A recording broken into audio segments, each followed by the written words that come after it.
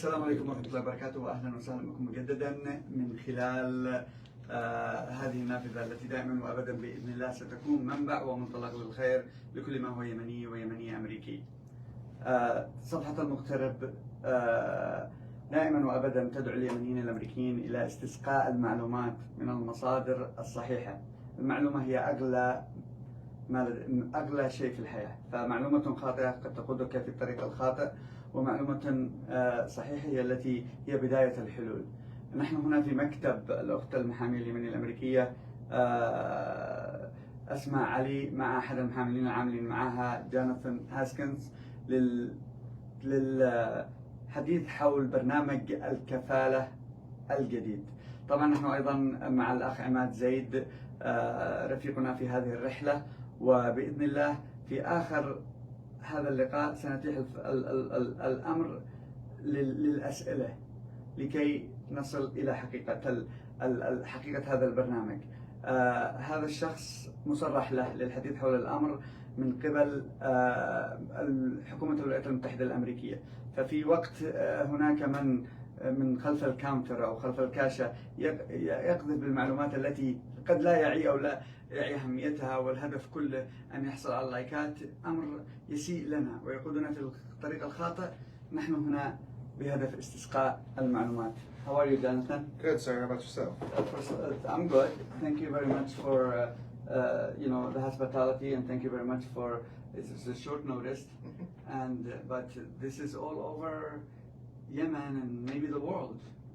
Is this a real program? Yes, sir. This is a real program. It's really, the best way to think about it is it's an enlargement of a previous program. Okay.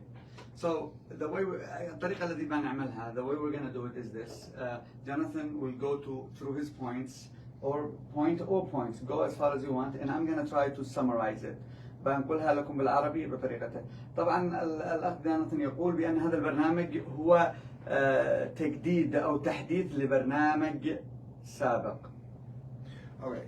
So since the 1980s, the U.S. government has had a program to resettle refugees from all over the world in the U.S. Over that time, the U.S. has resettled approximately 3 million refugees. However, every year, the U.S. has a cap. There's a certain number of refugees that the U.S. government by law says they'll take in. For instance, last year it was 125,000. However, they only brought in about 20,000 refugees. And part of that is because the process to bring refugees into the U.S. is very, very difficult. أوكي جميل. منذ الثمانينات والحكومة الأمريكية تحاول أن تأتي باللاجئين من العالم، وعلى مدار السنوات ملايين الناس قد أتوا عبر هذه البرامج المختلفة. كل سنة يحددون يعني سقف معين لمن يقدم إلى هذا البلد عبر برامج اللاجئين. العام الماضي كان 125,000 هو السقف، ولكن لم يدخل إلا 20,000. ما هو السبب؟ السبب هي الإجراءات المعقدة، وهذا البرنامج هو يعتبر تحديث وتجديد وتطوير للعملية لكي كي لا تضيع أو كي يدخلوا ناس أكثر، لأنه العملية السابقة رغم أن السقف 125,000 ما دخلوا إلا 20,000 حوالي. إيش السبب؟ السبب أنه العملية معقدة، وراح تشوفوا عندما يدخل في تفاصيل الموضوع. So the reason why it was so difficult is that after refugees were accepted into the program, there had to be some sort of charity or private organization or a religious organization that was willing to sponsor that individual, and would have to take care of them, provide them with housing, food, that kind of stuff. And that was just a difficult process, and there weren't a lot of organizations willing to take on that cost. President Biden has instituted a new program called the Welcome Course, and all that is basically doing is allowing private citizens or private lawful permanent residents to band together in groups of 5, raise money, so it's $2,275 per refugee, raise that money, and a promise to sponsor that refugee for the first 90 days when they come into the U.S. And the reason why it can't be an individual and it has to be 5 is they want to have that community feeling. Maybe you help them get enrolled in school, but your other friend helps them get a house or an apartment, and then a third friend takes them grocery shopping and helps them acclimate to being in the United States. That is great. So جزء من السبب ان قلنا ان السقف 125,000 والعام الماضي ما دخلوا الا 20 لان الموضوع كان مرتبط بالمنظمات الخيريه والمؤسسات الدينيه وغيرها، وهذا الموضوع اضاع الكثير من الفرص للاجئين للدخول الى هنا لان هناك مسؤوليه. الرئيس بايدن اتى بهذا النظام الجديد لكي يتيح للافراد ان يتبنوا الكفاله. يعين المنظمات الخيرية وغيرها في تحقيق أو إدخال اللاجئين إلى هذا البلد لأن في الأمر مسؤولية، والسبب أنهم جعلوا الأمر 5 لكي يجعلوا كأنه موضوع مجتمعي. المجتمع يتعاون لعون هذا الشخص الجديد، واحد يسجل ابنه بالمدرسة، والثاني يوجد له شغل، والثالث يوجد له سكن. هذا هو الهدف من هذا البرنامج. النقطة المهمة هنا أنه كثير من الفيز كانت تذهب أو اللاجئين كانت تذهب هدرا لأنه المؤسسات الدينية والعملية عملية إدخالهم إلى هنا معقدة وتتطلب الكثير، فإدارة الرئيس بايدن تشتي الفيز الذي لم تستغل. من 125,000 كان من المفروض، السقف العام الماضي 125,000، هذا العام ما دخلوا من 125,000 إلا 20. إدارة هذا الرئيس تريد أن تدخل المزيد من الناس عبر هذا برنامج اللاجئين إلى أمريكا. So there's a couple of important things to note right now.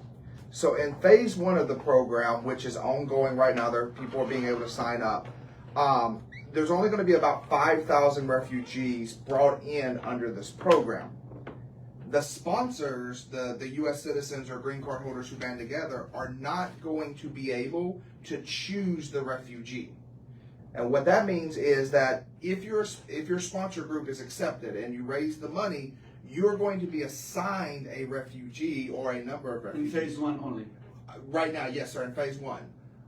In phase 2, which one of the Department of State spokespersons brought up a couple of days ago, the plan right now in phase 2, which will not be until later this year, is that the sponsor groups will be able to make referrals. And now let me kind of explain the referral process.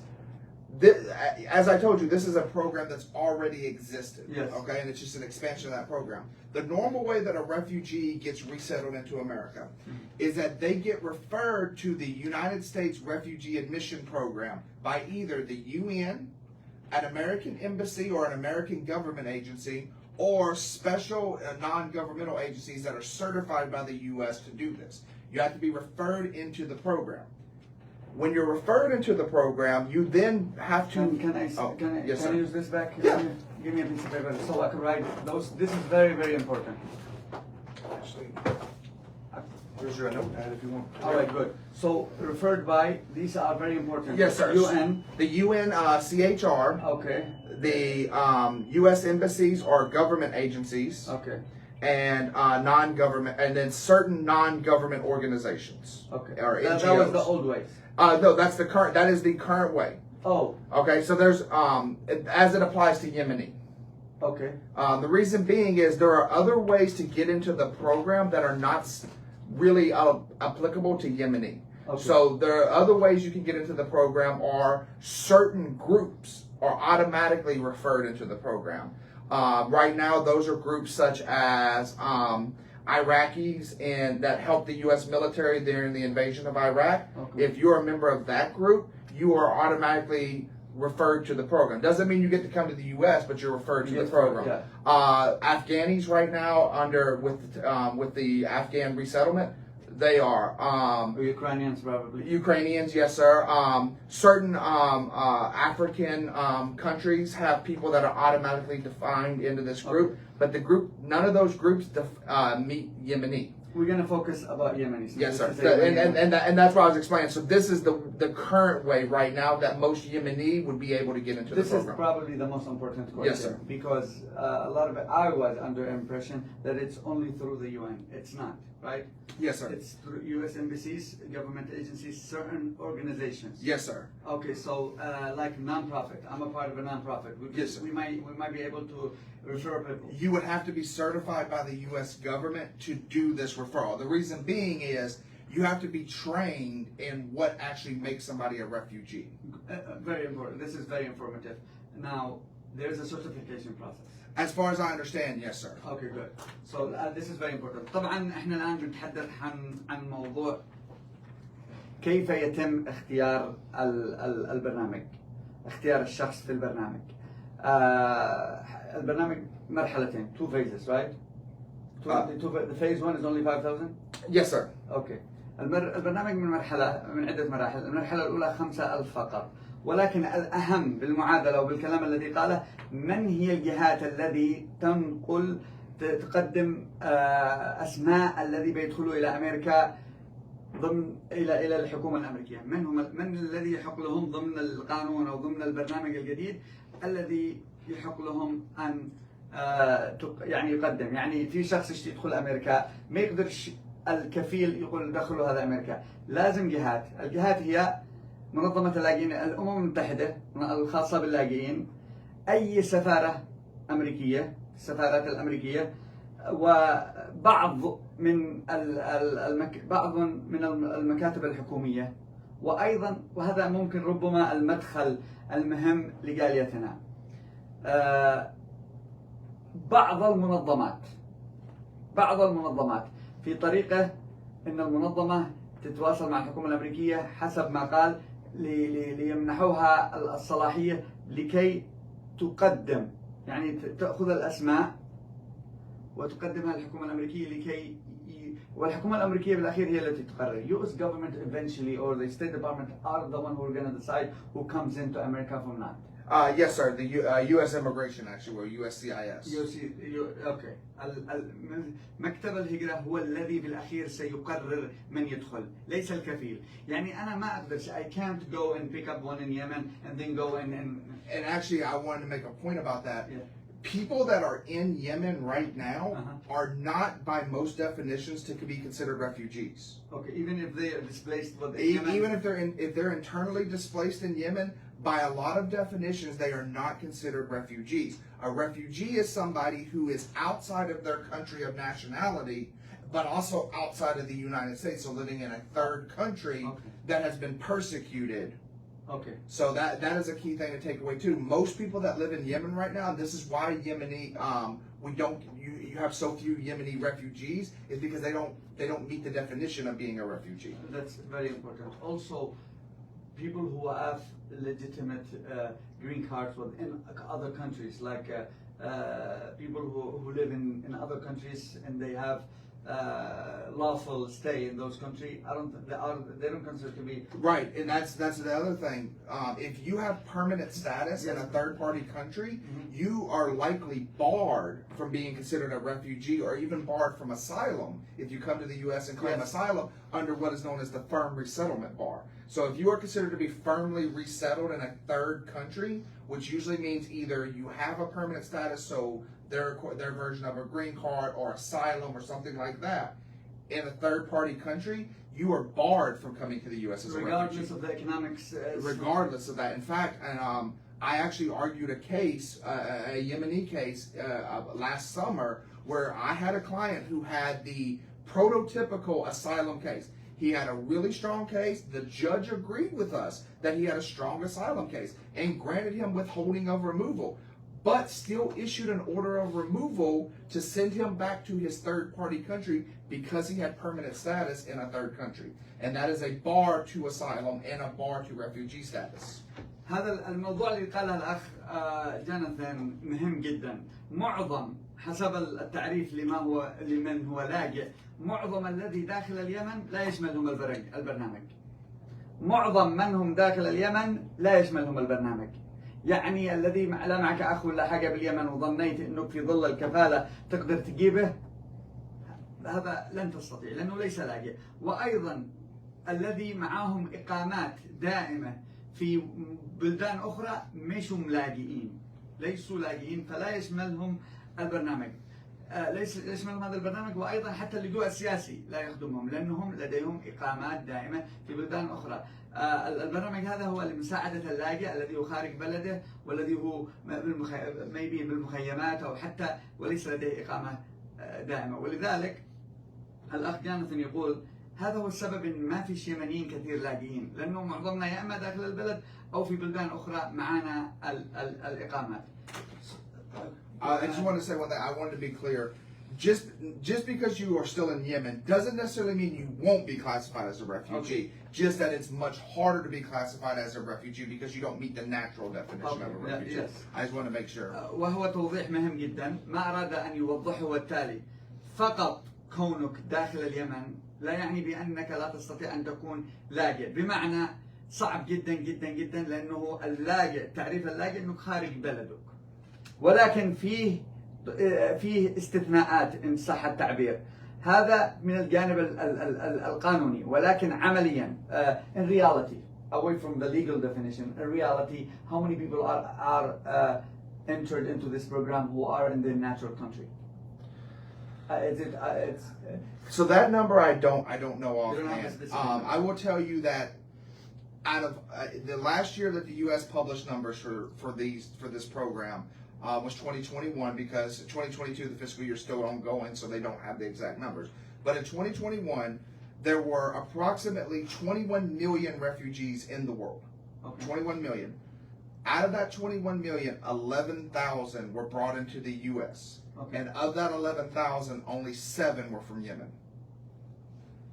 هذا رقم كبير جدا. في العالم حسب عام 2021 وهي آخر عام فيها الإحصائيات لهذا البرنامج، 21 مليون لاجئ في العالم. من ال 21 مليون 11,000 دخلوا إلى أمريكا. من ال 11,000 7 يمنيين. 7 يمنيين. You think is it because Yemenis do not follow the natural steps to register in UN organizations, or there is maybe a lack of political work here in the? I think there are a couple of reasons for this. Okay.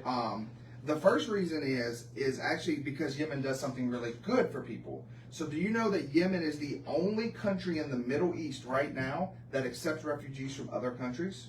Yemen has approximately 91,000 refugees, mostly from Somalia or Eritrea, that are in Yemen right now. And because Yemen accepts refugees, it's harder to say that people from Yemen are themselves refugees. So I think that's part of the issue. So our generosity hurt us? I would say, look, I don't know if that's an official statement. That is. But that, I think that could have something to do with it, because other countries like Saudi Arabia, Iran, Iraq, they don't accept refugees, but Yemen does. Yemen is the only Middle Eastern country that is a signatory to the 1951 treaty that allowed for countries to take refugees.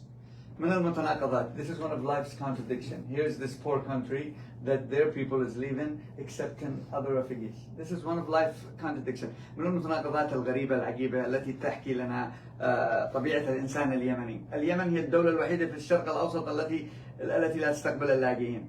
91,000 you say? Approximately, yes sir. حوالي 91,000 لاجئ من الصومال وغيرها من البلدان ساكنين في اليمن، أو اليمن استقبلتهم. وكون اليمن تستقبل اللاجئين هذا أصعب على أبنائها أن يدعوا أنهم لاجئين. يعني شوف الكرم اليمني، الإنسان، كون الإنسان اليمني وطبيعة الإنسان اليمني، قالت بأن يعني ربما في تناقض غريب عجيب، يعني وهو ربما يحكي حكاية This is very fascinating. And then to finish off your question, I think a couple of the other reasons why there's not as many Yemeni refugees, even though, as we know, Yemen has been defined by the UN as one of the worst humanitarian crises in the world. Part of it is, you're right, Yemeni do not leave Yemen unless they have some other country that they can go to with status. You know, they come to the U.S. because their family brings them over here, or they go to other countries that do accept Yemeni and give them some type of permanent status. And because of that, they don't meet the traditional definition of a refugee. You don't have, you know, millions of Yemeni in like, in refugee camps in other countries like you see in other countries. Mm-hmm. And then I think the final thing is, because of the Civil War, a lot of these NGOs and the UN have a lot of difficult time actually getting people into Yemen. In fact, one of the reasons why the Biden administration, you may or may not know this, so the Houthis were designated by the Trump administration as a terrorist organization. Yes. The Biden administration actually took that away Yes. and stopped making them a terrorist organization. The reason being was to help the Yemen people, Okay. because when the Houthis were designated as a terrorist organization, NGOs couldn't work in Yemen for fear of having to then work with a terrorist organization. And people in Yemen, if they had dealings with them, could then be barred when they came to the U.S. for asylum because they worked with a terrorist organization. So Biden actually took that designation away to make it easier on the Yemeni people to come to the U.S. But I think all of those reasons have made it really difficult for people from Yemen to be designated refugees. هو يتحدث عن أسباب عدم وجود العديد من اللاجئين اليمنيين أو عدم تسمية. يقول إن السبب الرئيسي أو أحد السبب الرئيسي هو أن اليمن تستقبل اللاجئين. هذا من الجهة القانونية، يعني كيف يعني تستقبل لاجئين وفي من بلادك لاجئين، وهذا يدل على شيء انما يدل على الكرم اليمني واحد، وايضا على سوء الحكومه، يعني المفروض تنتبه على ابناء بلدك اولا. هذه نقطه. النقطه الثانيه هو كون اليمنيين ما يخرجون من بلدانهم الا الى اماكن الى عندهم اسر، وهذا طبيعتنا احنا ناس مهاجرين، فواحد يصير السعودي قد يصير عند اهله، والثاني يصير ماليزيا قد معهم اهل، واللي يقول امريكا اهلهم هنا، فما احناش في لاجئين في التعريف التقليدي لما هو للاجئ واللاجئين ما ينطبقش علينا نحن اليمنيين. عماد تبي تتابع الصفحه الاخرى؟ Yeah.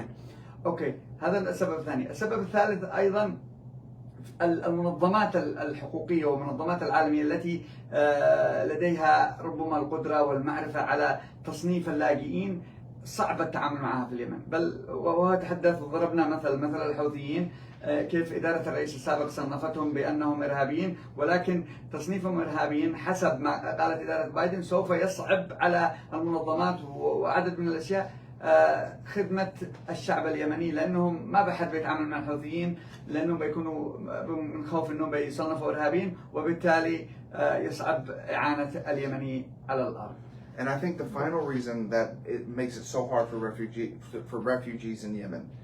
So one of the things I read to prepare for this was the actual report that President Biden submitted to Congress explaining this fiscal year the plan to bring refugees into the U.S., right? In that entire report, several dozen pages, Yemen is mentioned 3 times. Once, when it's basically 2 times it's mentioned is in one sentence where it says the civil war in Yemen continues to get bad. And then once where it mentioned where it said the number of Yemenis that came in 2021, where that number of 7. That's the only 3 times in this entire. What's the third one? There was twice in one sentence to talk about the civil war in Yemen. Versus when you go through this thing, there's paragraphs about Afghanistan, pages about Ukraine. People in the U.S. outside of Yemeni Americans do not know what's going on in Yemen. The news is not getting out there. And I'll be honest with you, I have considered myself to be a fairly well-educated American, but until I started working here, I didn't know much about what was going on in Yemen. Unless it personally affects you, if you're like a Yemeni American, people just don't know. Even though it's considered one of the worst crises in the world, it doesn't get the exposure that Afghanistan, Iraq, Ukraine get. I don't know why that is. I think part of it, and I'm gonna admit, is the lack of work among activists in the Yemeni American community. I think we have dropped the balls, many balls, all over the place. I think the fact that we only mentioned 3 in a very important report means that a lot of our organizations, a lot of our politicians, a lot of our people who serve, it means we have not knocked doors to Congress people enough. It means we have not advocated enough. It means we have not, and that's sad. And that something needs to change. And I'm gonna. And I would say that any Yemeni American, especially those that have their U.S. citizenship, should be contacting their congressman, because their congressmen serve them too. Yeah. And they need to be telling them that just because I'm a Yemeni American and I may have been born in Yemen, I am just as American as anybody else that was born here, and you should be helping me too, and need to be raising this issue to their congressmen, to their senators, writing letters to the president, getting the Yemeni associations to lobby Congress to help Yemen. In many ways. Yes, sir. And I do agree with you. And this is something that we have changed in the last few years, but we are far. And I think organizations like people like you, what you're doing right now, are a very good thing to do that. Yes. طبعا من المحزن المؤلم هو ما قاله الأخ. اليمن تعتبر الآن من أسوأ إن لم تكن أسوأ أزمة في العالم حسب تقارير الأمم المتحدة، ومع ذلك صديقنا عندما قرأ أو استعد لهذا الحوار قرأ التقرير الخاص بهذا البرنامج، برنامج الترحيب، فيلق الترحيب أو الكفالة الجديد. قال لم يذكر اسم اليمن إلا 3 مرات، مرتين في جملة واحدة حول الحرب الأهلية، والمرة الثانية لما ذكروا الرقم أنه 7 فقط دخلوا. 3 مرات فقط في برنامج في ظل الأزمة، بينما دول أخرى مثل أوكرانيا وأفغانستان وغيرها من الدول التي ربما أقل وضعها أقل مننا ما فيش ذكرت بشكل أكبر بكثير. وهذا انعكاس آخر لماذا ما فيش لاجئين كثير، ما فيش تخصيص لليمن عدد من هذه البرامج. وهذا إن دل على شيء إنما يدل إلى أن احنا مقصرين. من الآخر احنا حق فيسبوك، حق هدرة، حق كذا، ولكن ان احنا نعمل ونؤسس المؤسسات الحقيقية ونتنافس بشكل على خدمة أبناء المجتمع وأبناء اليمن. نظل نتكلم عن حب اليمن وحب الوطن وغير ذلك، وما لا نسرحش المشاكل لأعضاء مجلس النواب، لأعضاء مجلس الشيوخ، ما لا نواصلش الرئاسة، ما لا نعملش، ما لا نشاركش، ما لا نعملش كل هذا. ما انعكسش الأزمة ووجودنا هنا في ديسكونكت، ما انعكس ذلك على خدمة. أنا من المؤمنين بأننا إذا تحركنا بطريقة صحيحة وكان لدينا المنظمات والمؤسسات والشخصيات العاملة بشكل كبير، بالإمكان أن ندفع بالإدارة لكي تمنح اليمن أشياء كثيرة إغاثيا، وخصوصا في هذا البرنامج. Thank you for this. This has been very informative and helpful for me personally, and I think it's going to lead, and I do agree with you. We are Americans that came from Yemen, and we do have rights, and we need to knock the doors of politicians. We start doing it not as much as we should, and we should be doing that even more. Now, going back, and I'm going to ask you some questions, and whatever you could. I know the program is new. Yes, sir. And it's going to be some number you can't answer yes or no. Now, in Yemen, you are a Yemeni right now, Yemeni American. You got 5 of your friends. You want to bring your brother in, who is in Yemen. The program does not work like that. You can't just say, I bring him in and that's it. That doesn't work. Right. The way the program is currently set up, no, you wouldn't be able to do that. جميل جدا. السؤال الأول الذي أنا سألته شخصيا، إذا معك أخ في اليمن أو قريب وتشتي تده، جمعت 5 من أصدقائك وقدمت اسمه، هل تستطيع أن تدخله عبر هذا البرنامج؟ السؤال هو بالطريقة الحالية لا تستطيع أن تفعل ذلك. That is one question.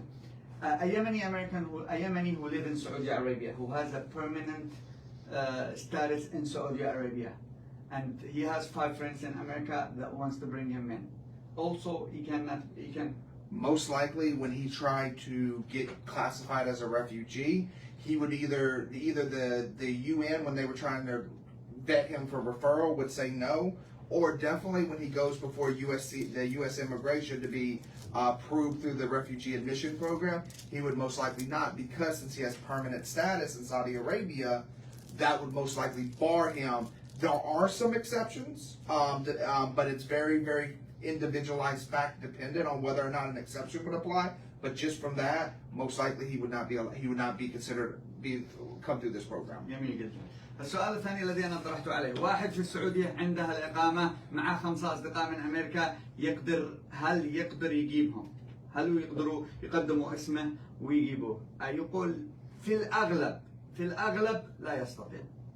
يعني هناك بعض الاستثناءات، ولكل قاعدة استثناءات، ومنطلقه هو منطلق قانوني، ولذلك لا يقول المعلومة إلا بعد أن يتأكدوا منها. فيقول لك أحيانا يجي قضية كذا أو اثنين، بس بشكل عام أي شخص لديه إقامة ليس فقط في السعودية وإنما في أي مكان لا تستطيع.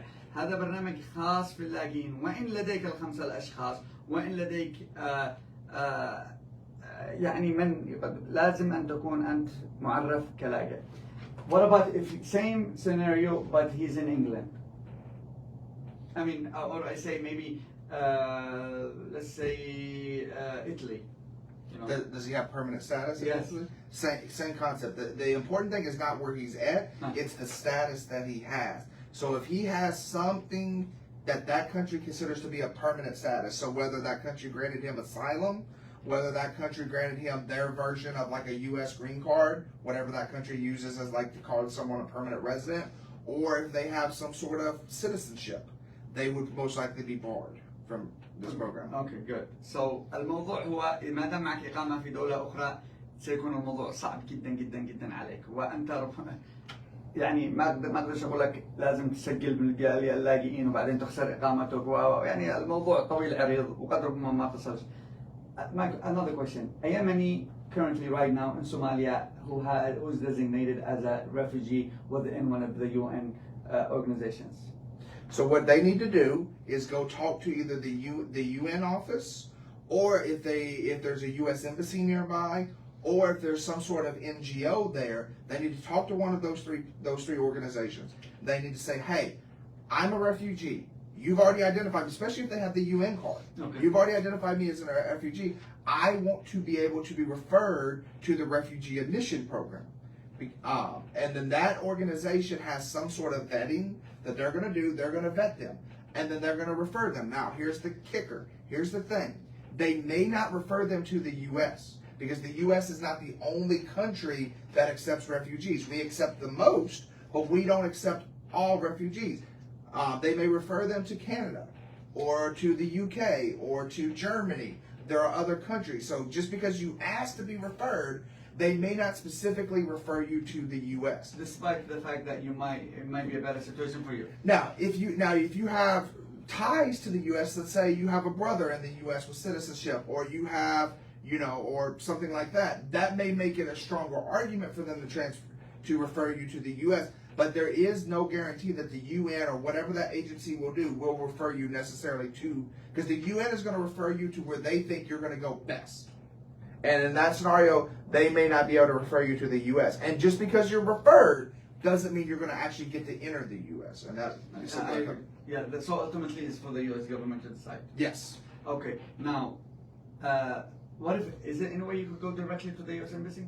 So if you're in a country where there is a U.S. embassy, you can try to go to the U.S. embassy, or maybe you have to go through like your country. So I know, like for instance, in Djibouti, there's a U.S. embassy in Djibouti. There's also a Yemeni embassy in Djibouti. Yes. So you may try to go to the U.S. embassy. They may turn you away. Then you might have to work with the Yemen embassy to go see the U.S. embassy. Okay. But yes, if you can go to the U.S. embassy, you can ask for refugee status directly at the embassy. Okay. السؤال هو هذا للذي قد هم مسجلين كلاجئين، الذي هم مسجلين كلاجئين في لدى منظمات الأمم المتحدة. طبعا تخبرهم هو أصلا بالحقيقة في دول كثيرة لديها برامج مشابهة، والأمم المتحدة بتسرحك لواحدة من هذول الدول anyway، ولكن في طريقة إنك تروح للسفارة نفسها، السفارة الأمريكية نفسها تحاول إنك تقول لهم إنه you want to be referred وإنك عندك، خصوصا الذي لديهم اليو كارد، هذول قد هم بالإمكان أن يستفيدوا من هذا البرنامج. Do you recommend for Yemenis around the world who are having difficult times, let's say in Malaysia, to register as UN refugees? Does that give them advantages from your background? So if they want to eventually come to the U.S. as a refugee, going through that process is about the only way that's going to happen. Okay. I would recommend, however, to explore all avenues that they may have. So especially if they have family members in the U.S., there are other avenues that are faster and more likely to get them here, such as the family visa program, or if they have a family member that's already been granted asylum status in the U.S., there may be some way to bring them here under that. I would recommend exploring all options, but if you have no other options, you definitely need to try to get registered as a refugee if you can. Because UN classification is a very helpful in resettlement. The UN, so these referrals that I'm talking about, over half of the referrals that are done to the U.S. or refugee admission program are done by the UN. Okay, جميل جدا.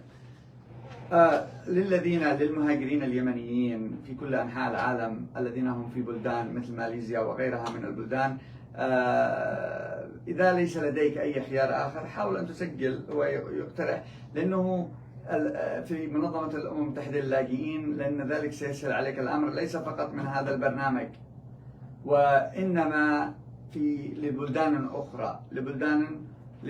أخرى. أعتقد أن اليمني ربما لأن احنا ما نؤمن بمنظمات أو نتاج لثقافتنا نصعب العملية، ولكن من هم يقول لك نصف الذين يدخلوا كلاجئين من أمريكا يأتوا عبر أسماء عبر الأمم المتحدة. الأمم المتحدة تقدم أسماءهم للولايات المتحدة الأمريكية ومن ثم هي تختار.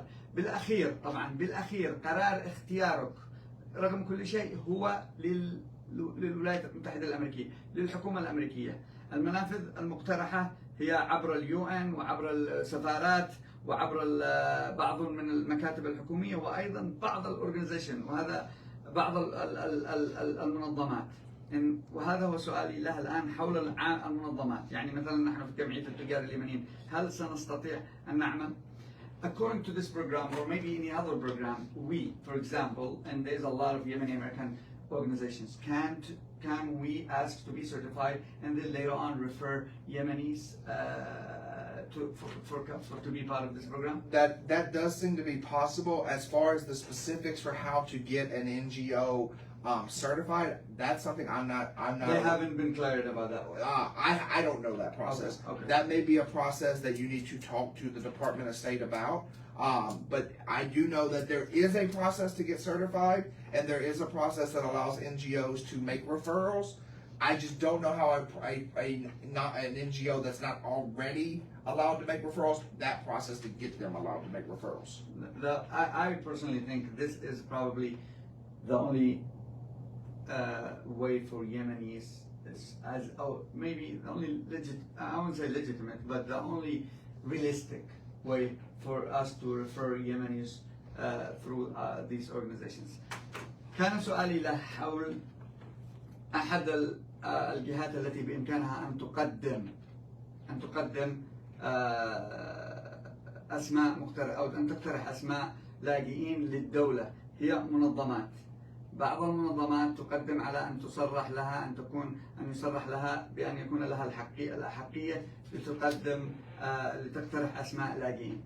على سبيل المثال وليس الحاصل، نحن في جمعية التجار وهذا وعد مني لكم بأننا سنحاول طرق هذا الباب.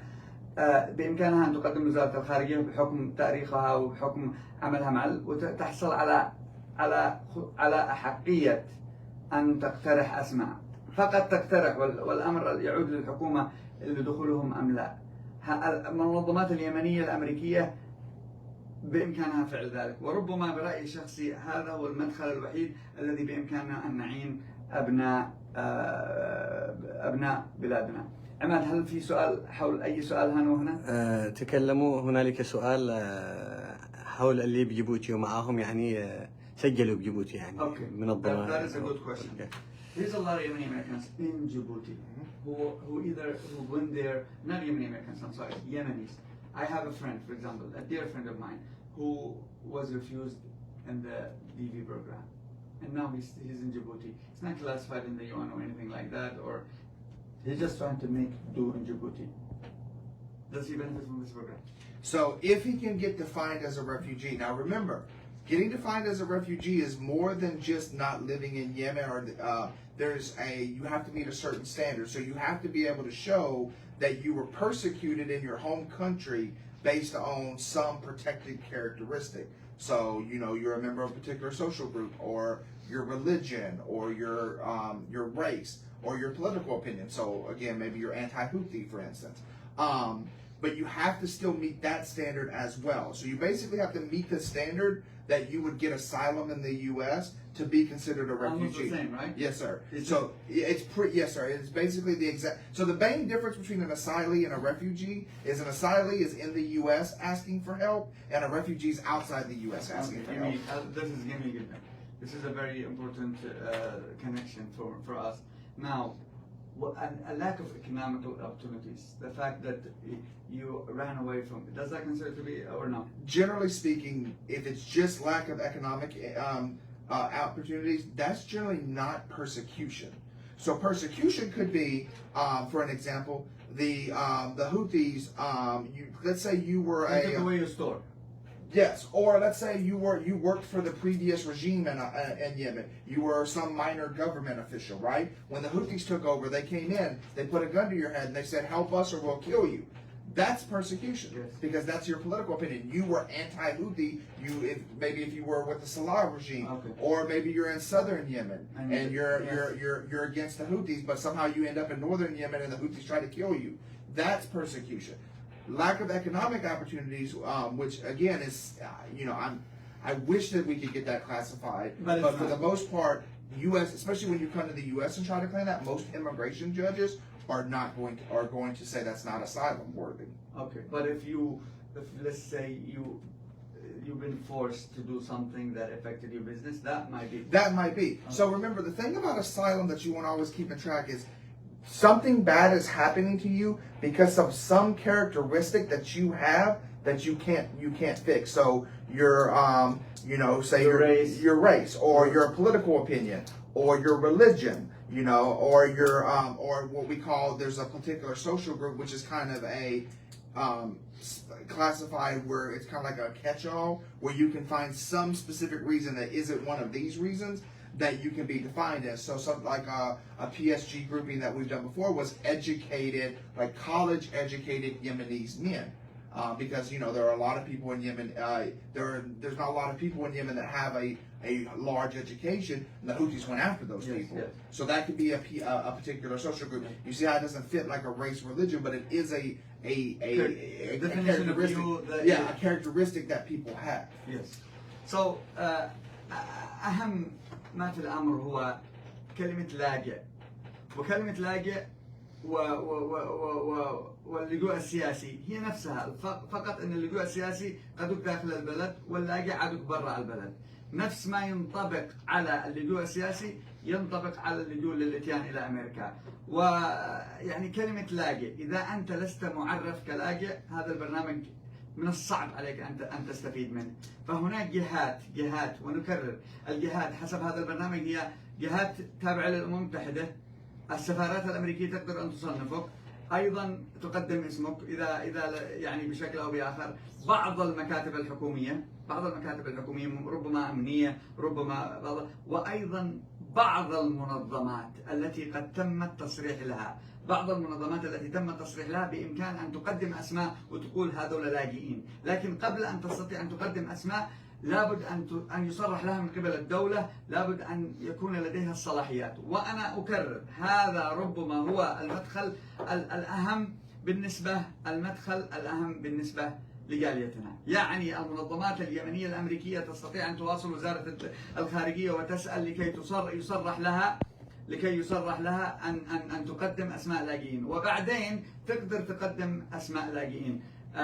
هناك عملية تصريح طويلة عريضة ويأتي الأمر كثير. بالنسبة اللي هم في جيبوتي، إذا أنت ما أنتش مصرح لاجئ، يعني ما أنتش مسجل مع الأمم المتحدة، أنت صرت من نفسك وما حد عارف وين أنت، لا صعب، لازم أن تثبت أنك لاجئ. كلمة لاجئ هذا برنامج خاص للاجئين. This is a program specifically for refugees, right? Yes, sir. If you are not, and you have to be classified as a refugee. Yes, sir. Period. And that's why I mentioned at the very beginning that it's not really a new program, it's more of an expansion of an old program. Okay. Because all it's doing, from the refugee side, nothing really changes. From the side of the people outside the U.S., this program doesn't change for them.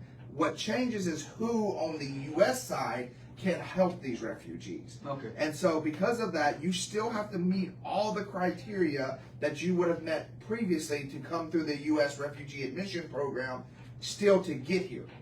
It's just all this program is doing is making it so that there are more sponsors, so that hopefully more refugees can come in. This particular part, you see, I'm focused on this. Yes, sir. This is what I think we can do, and I, with my organization, will work on that. Now, this has been always there, or this is new?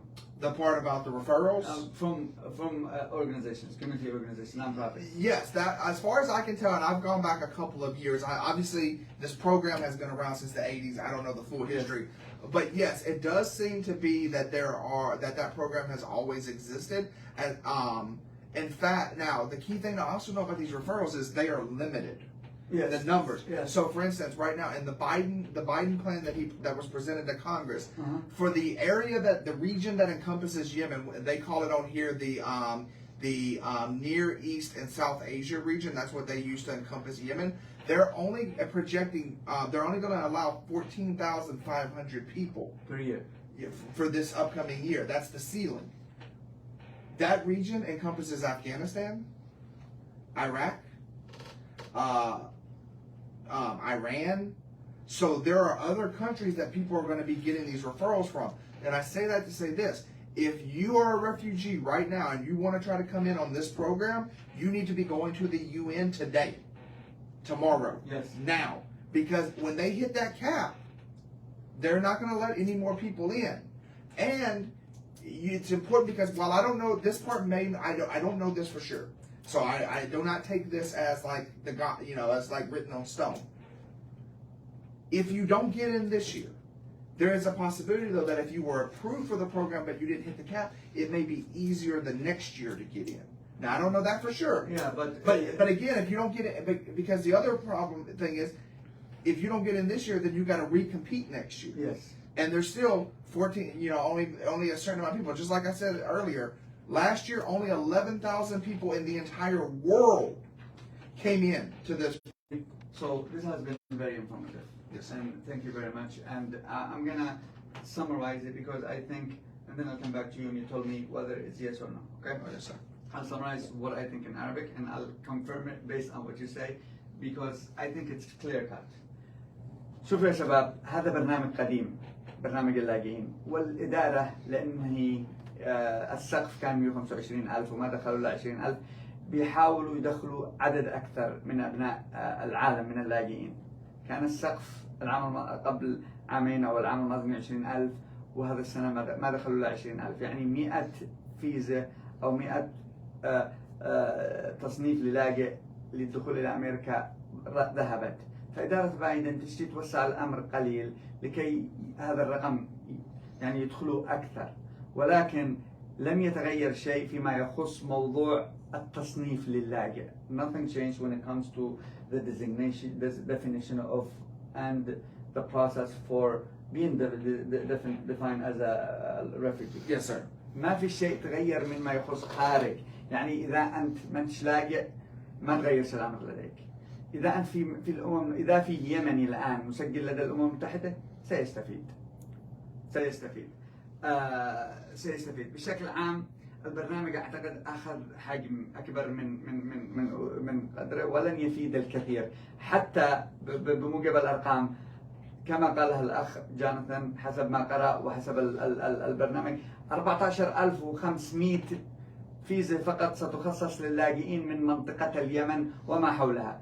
هذا يتضمن أفغانستان وإيران والعراق وتلك المناطق. وإذا أنت يعني ما فيش فيز كثير وأبناء هؤلاء الدول أيضا لاجئين وربما مسجلين، فإذا أنت يمني ومسجل رفيجي في أي مكان في العالم اسبق بسرعة اذهب ask the UN to be يعني بتستفيد منها. أما اليمنيين ليهم في صنعاء في تعز في السعودية في أماكن ولديهم إقامات، الموضوع معقد جدا وشبه مستحيل. والبراس حاليا شخصيا وهذا رأي شخصي أعتقد الطريقة الأمثل لنا هي المنظمات وأيضا الشغل السياسي. هناك قصور فيما يخص الشغل السياسي اليمني الأمريكي.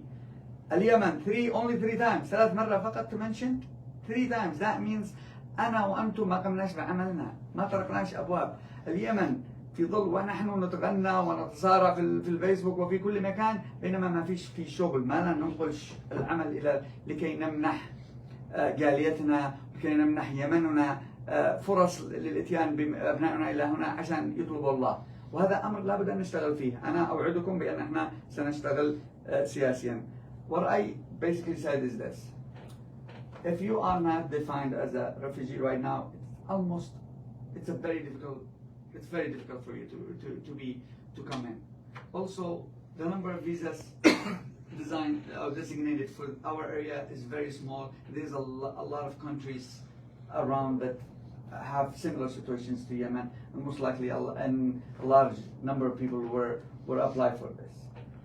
Technically, and there is an exception to every rule, the only way as a Yemeni to take advantage of this is if you already register as a refugee, or if the organizations get certified and then bring their refugee.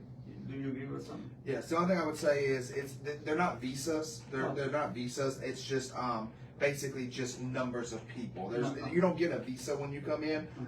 You just come through this process. You come in, and then ultimately, and so it's not a visa process. It's just there is no different. There is no name. I even struggle to. There's no real good there's really nothing no other than a document. Like they give you like an approval. Basically, is the best way I can say it. Okay, good. Final word you want to say it to the Yemeni American community in general? في سؤال. Okay. There's another. هل سيكون برنامج دائم مستمر أم حتى اكتفاء العدد فقط؟ Is this going to be a continuous program, or just for this year, or? So that's actually a very good question, and let me explain why. This is a program created by the president through the Department of State, and why is that important? This is not created by Congress. It's not created by law, which means that if the president could wake up tomorrow and say, you know what, I don't want to do this program, and end the program. Or what do we have coming up in the U.S. in 2 years? An election. If a new president takes over, maybe one who maybe from a party that is not as pro-immigration as what we currently have, they could get rid of this program like that. In fact, they could do it so that you could be in the middle of the process. You might even have the approval and be and coming in. And the president in January of 2025, when he takes office, might sign an order ending that program that day. Because Biden did the same thing with some of Trump. There were several of Trump's policies that were very unfavorable to immigrants. And the first day Biden was in office, he signed documents ending some of those programs. A new president could do the same thing with this process because this is not created through Congress. Law. Exactly. Yes, sir. And look at it from the other side. If there's a political Yemeni American work, and there's a push, and there is some work from government, from organizations, and we could go to the administration and argue that Yemenis are not being taken advantage of. I mean, this specific program does not help them a lot, and we could make the argument. Maybe the president even do some changes to that, right? Right. And one thing I want to be specific about too is, do I think the refugee program as a whole would end? No. That program's been around since the 80s. It's the way. It's this process of having the private citizens helping sponsoring. I think that could end under a new president. The other thing, and like you were saying, the best way for Yemeni Americans to help right now is run for something. Become a politician. Run for Congress. Run for run for the Senate, and get elected, and then your voice will be there. I know that there are several Middle Eastern Americans who have run for Congress. I don't believe there are any Yemeni, but I know Elena Omar, who I believe is from Somalia. Yes. Her mother is Yemeni. Is her mother Yemeni? I did not know that. Yeah. Okay, but just like her, we need people to run for office, because that's where they'll become one of 400 that can actually get past these laws. You want to know who's our candidate? Who's that? Asmاء. I think she'd be good at it. Yes. سؤال آخر، يعني الضامن كضمين أنت، يعني أنت سواء حامل لجرين كارت أو للجنسية، كم أشخاص تستطيع أن تضمنهم؟ Okay, he was specifically saying. Let me answer. أنا بجاوب على السؤال الأول وبعدين أرجع أطرح عليه سؤال. and this is going to be the last question, and we will summarize this. في سؤال أهم، أنا آسف. Okay. على اعتبار أن اليمن بلد غير آمن، هل نستطيع الاشتغال على هذا الأمر يعني مثلا عبر منظمات وعبر كذا؟ اوكي. بالنسبة للسؤال الذي طرح الأول الذي طرحنا عليه وأجاب، يقول أن القانون اللاجئين هو موجود من زمان، وهو موجود، هو قانون من الكونغرس وهو موجود، يعني هذا العملية لم يتغير فيها إلا الطريقة. الرئيس بايدن شاف إنه السقف ضمن القانون according to law it's 125,000 that's the limit per year. ما دخلوا إلا 20,000 لأن العملية معقدة ومتعبة وكذا. الرئيس بايدن أراد أن يرفع هذا الرقم فجدد وحدث وطور في الطريقة. هذا التجديد وهذا التحديث الذي سمح للمواطنين العاديين بكفالة، الهدف منها أن يدخل ناس أكثر ويسهل العملية، ولكنه أتى من الرئيس، فالرئيس ليس قانون. الرئيس يقدر غدا إذا policy يعتقد، الرئيس غدا يقدر يقول يلغي الطريقة هذه، يستيقظ غدوة يقول هذا مش طريقة، هو قرار رئاسي ضمن صلاحيات الرئيس، أو يقدر يخسر الرئيس ورئيس آخر يأتي ويلغي هذه الطريقة وليس القانون. أما قانون اللاجئين فهو قانون تعدى الكونغرس والسنت واعتمد والطريقة، وهو قانون دائم. Now هذه الطريقة. فأنا عمليا، وأنا سأعود لكم بالتالي، عمليا بالله عليكم اسم اليمن ثلاث مرات فقط في التقرير، تقرير طويل عريض في ظل الأزمة وفي ظل فشخرتنا وحديثنا وتصارعنا، ما ذكروا اسم اليمن إلا 3 مرات، 3 مرات بس. هذا دليل على عكسنا. المنفذ الحقيقي للاستفادة من هذا القانون من هذه الطريقة هي إذا المنظمات اليمنية الأمريكية استطاعت أن تحصل على التصريح لتقترح أسماء. هذا من ضمن صلاحية هذا النظام. جمعية التجار اليمنيين تتواصل مع وزارة الخارجية، تعبي استمارة، وزارة الخارجية تنظر إليها، تصرحها، تمنحها قدرة على اقتراح 100 200 300 ومثلها باقي المنظمات اليمنية. هذا هو الطريق الآخر. As there's another question came in, you say because of Yemen being there's lack of security there. Does that affect anything? What do you mean affect anything? In the process, or that it makes someone else. I think we already established the fact that it's the definition of refugee that really matter here. And it's and the key thing too, because Yemeni are not defined into any of these special groups to get automatic referrals, it's all about the individual person and what they have faced in Yemen. Okay. So Yemen could have, some of the worst problems in the world, but if nothing bad has happened to you, then you're going to have a hard time being defined as a refugee. Yes. So it's all about your individual claim, what has happened to you. That's what's going to make you have a strong case for a refugee and being admitted to the U.S. شفت الوضع العام للبلد لا علاقة له بهذا الموضوع، هو خاص أنت شخصيا. جونوثن you have been escort. Thank you very much. هذا فشل الدبلوماسية. القضية غير معترف بها عالميا، أي مشكلة. أفقر دولة في العالم وأكثر عدد اللاجئين لك خط الفن ومش معترف بالقضية. And it needs to be done often. I think the lack of information, I personally, and I think I'm just like you. I educate myself a little bit on some of this stuff I have learned from you. And I think if Yemenis know that the importance of definition of being classified, having the UN card, or maybe, and also as activists, if we know that we need to push the government to even more include Yemen, that's going to affect the overall picture. I'm going to leave it for you to say final words and any advice, any general stuff to say, so whether it's to the community or to anyone who might think might be beneficial to this program.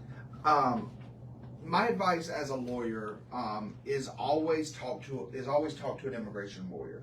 There are a lot of different ways that you can come here legally, and this may not be the right route for you. You may have some other route. I would always recommend talk to an immigration lawyer. And I'm not saying talk to me. You don't have to just talk to me. Of course.